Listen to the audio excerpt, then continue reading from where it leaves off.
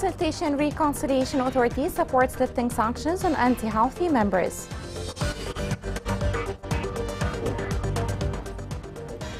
Government forces intercept a Houthi drone on Ma'rib province.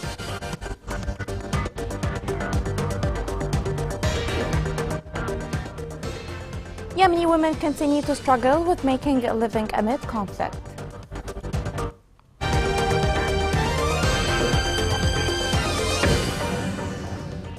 Welcome to Yemen Today TV. This is the English news with me, Rushan Fuad. The head of the Consultation Reconciliation Commission affirmed that the path to peace and stability begins with the defeat of the Iranian project in Yemen. This report has more details. The Consultation and Reconciliation Commission, which supports the Leadership Council, announced the formation of a unified delegation to negotiate an end to the war and establish peace. At the conclusion of its meeting in Aden, the Commission called for lifting restrictions and penalties on legal figures who support and recognize legitimacy and oppose the coup.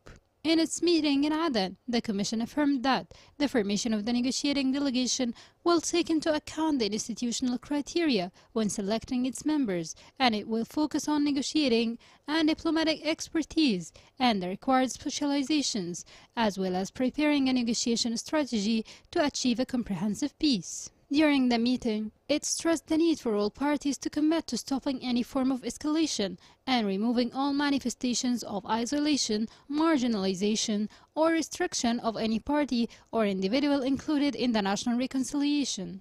The statement issued by the meeting also indicated that the best way to build trust between the different parties is represented by mutual recognition of the concerns and interests of all parties by defining the goal of reconciliation and formulating its project in a clear manner that doesn't accept the interpretation. The authority discussed the general directives of the authority's work plan in accordance with its tasks in accounting the transfer of power, and the members of the authority presented a number of important proposals and relevant ideas, in addition to general ideas for forming the permanent committees of the authority, in accordance with the approved internal regulations. The participants presented a number of proposals related to the committees, stressing the necessity of representing all forces, setting criteria for selection, and determining the strength of the committees and their organizational aspects.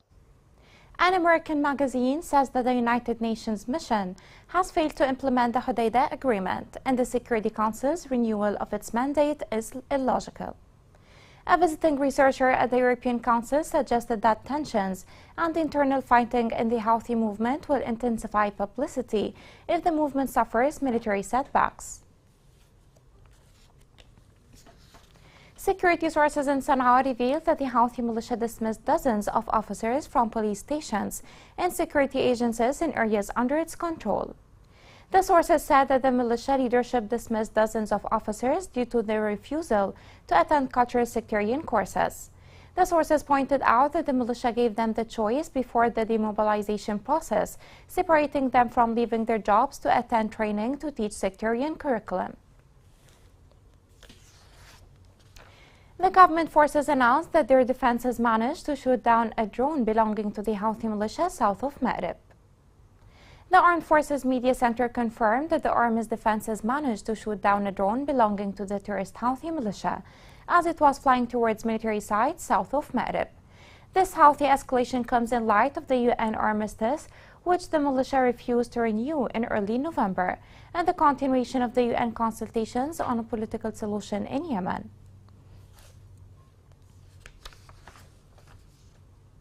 The Association of the Mothers of the Abductees organized a hearing session in Taiz.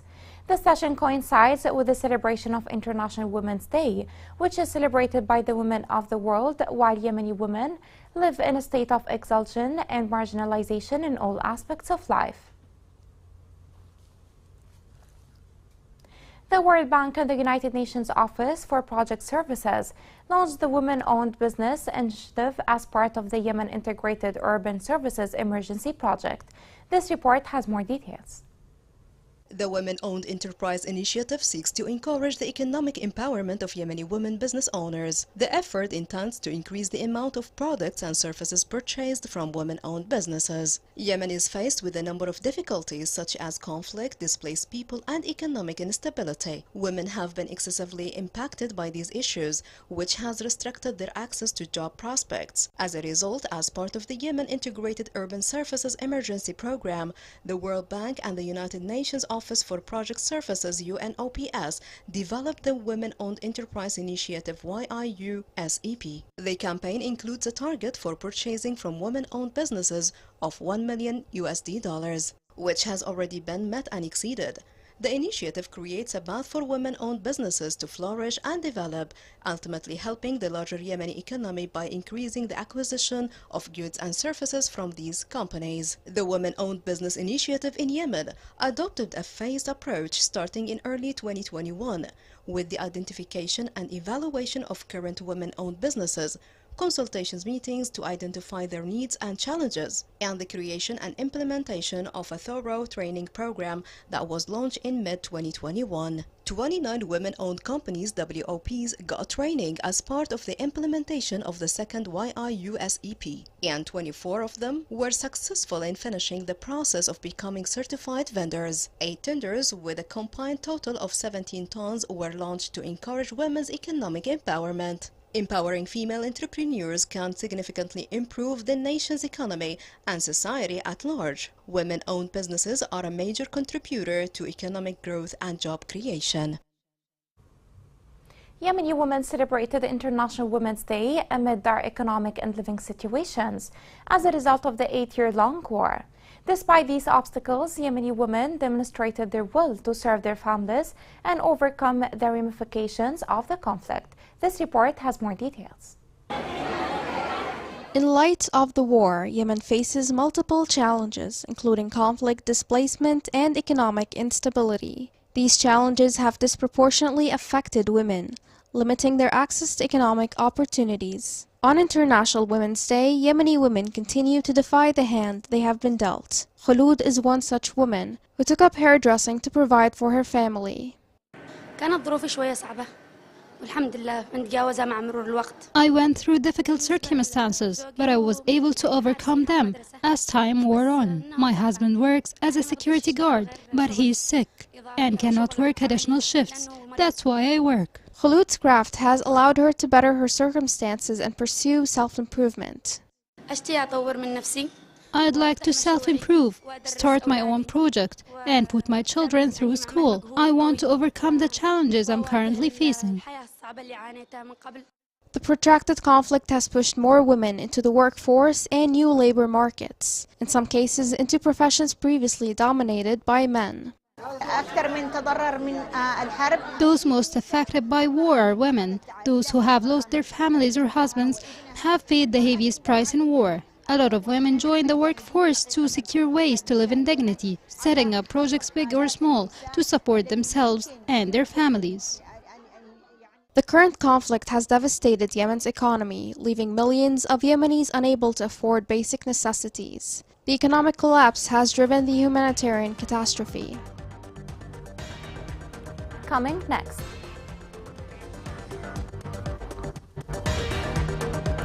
Doctors Without Borders say Abs Hospital in Hajjah lacks basic medical equipment.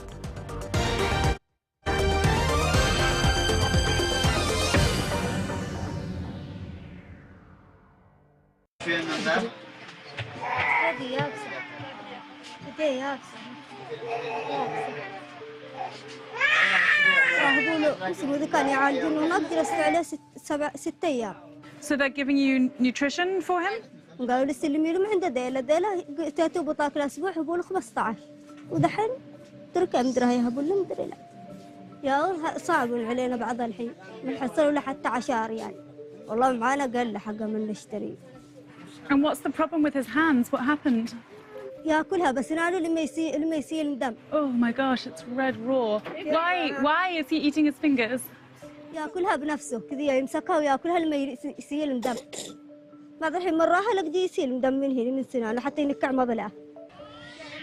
الحين ما أحس الحين معهم ولا قال لهم هاسبوا الحين ما راهن جاع هم ما بهن. Welcome back. Sheikh Naji Shabana won the elections of the Yemeni community in San Francisco. He praises the historical relations between the people of the Republic of Yemen in California and the people of Yemen. He stressed the importance of continuing cooperation between the people of the diaspora and the states in sports, economic, educational, and cultural fields.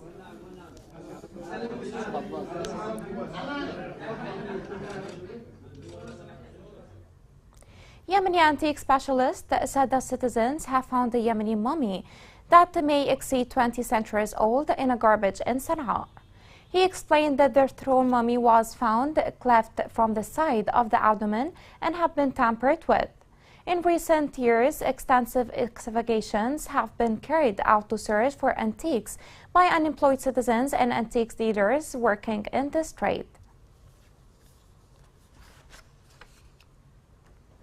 The Mineral Water Manufacturers Syndicate in Sana'a has threatened to strike and stop work in all mineral water factories. The union condemned the blatant attack on Shamlan Water Factory, which led to stopping the factory and preventing workers and agents. The statement called on the Houthi militia to expedite the arrest of the aggressor armed gang, lift the siege on the factory, and bring them to the judicial authorities. Economists have warned of the dangers of severe turmoil in the local markets following the arrival of the Saudi deposit amounting to $1 billion. This came in light of the continuous withdrawal of foreign currencies and a raging conflict since mid-February over commercial shipping to Yemeni ports. Extreme caution prevails in the exchange market amid a wave of rumors that prompted the imposition of cautious trading measures for foreign exchange. In Taiz, exchange shops are spreading in an unusual way, and it's part of the repercussions of the war which led to the creation of a difficult economic and humanitarian situation for most of the population. This report has more details. Many new exchange shops have aggressively infiltrated Taiz governorate since the Houthi militia battle began. According to observers, those exchange shops keep increasing obviously in the alleys, neighborhoods and streets until the number of illegal exchange shops exceeded the legitimate banks by a factor of 5 times without any meaningful assistance from the government or the appropriate authorities to stop this spread. We notice the spread of many exchange stores which exceed the number of groceries, and according to economists, it indicates a lack of complete control by the central bank and a lack of serious interference from the government and relevant economic institutions to adjust currency rates and to stop those who manipulate the national currency. According to economists, one of the causes of the devaluation of the national currency as a result of speculations, which directly harmed citizens' lives and produced a challenging humanitarian situation, was the unlawful opening of hundreds of exchange shops in Taiz. In fact, the war contributed to the spread of unlicensed exchange stores and money transfer networks, which led to manipulate and deteriorate the value of the Yemeni rial against foreign currencies. In addition, that has served a tool for money laundering from the various warring parties in Yemen during the past years. In front of the governorate's extensive network and exchange shops, citizens mock the legitimate government and the central bank of the Yemen's administration's careless behavior.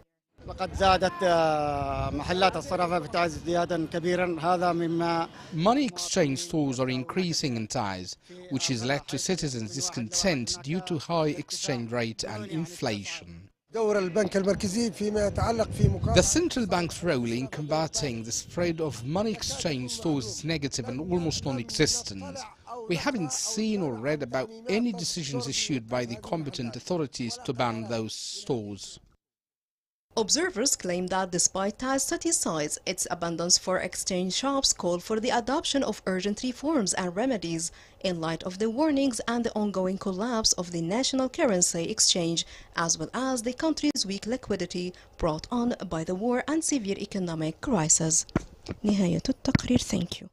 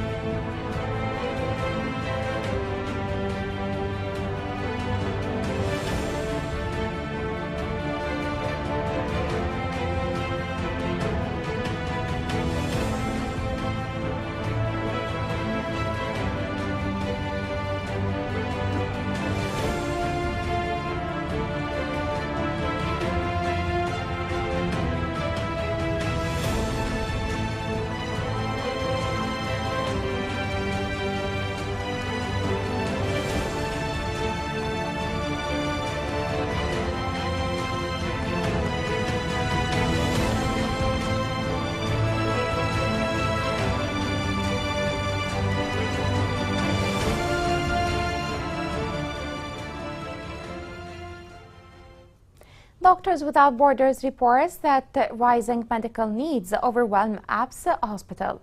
The organization states that authorities, donors, and humanitarian organizations must increase support for health services across region to circumvent a catastrophe. The following report has more details. The high number of people seeking treatment at APS Hospital in Yemen's Hajj Governorate has left hospital staff and essential services overwhelmed, said the international medical humanitarian organization Doctors Without Borders today. Patients frequently have to share beds, with various units having to frequently operate beyond 100% capacity. To relieve the load on the hospital, health authorities, donors, and additional health organizations must step up and assist healthcare provision in the region. In response to the growth in patient numbers over the years, MSF has altered its assistance to APS Hospital by expanding different departments and boosting bed capacity. While this assistance to APS Hospital has grown to be one of MSF's largest humanitarian interventions globally, it has now maxed its ability to respond in terms of space, human resources, and supply. There are several reasons for the rising demand for the services provided by APS. Due to a shortage of affordable quality primary health care, people who would otherwise seek care at local clinics are forced to go to hospitals for treatment for conditions such as malnutrition, frequently arriving late and in critical condition. Moreover, inadequate living conditions and water and sanitation services in displaced people's camps might feed disease epidemics such as measles.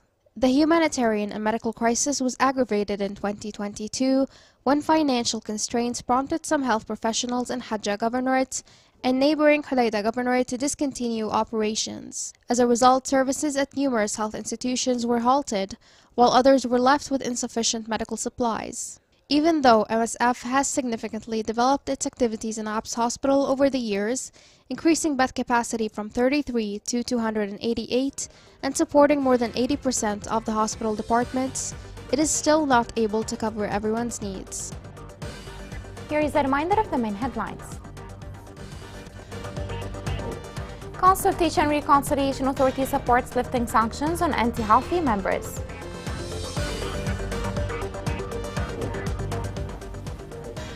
Government forces intercept the Houthi drone on Ma'rib province.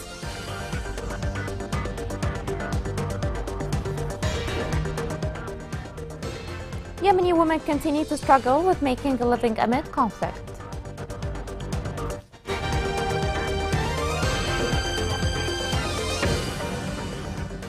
This is the end of the news. It was Roshan Fouad. See you soon.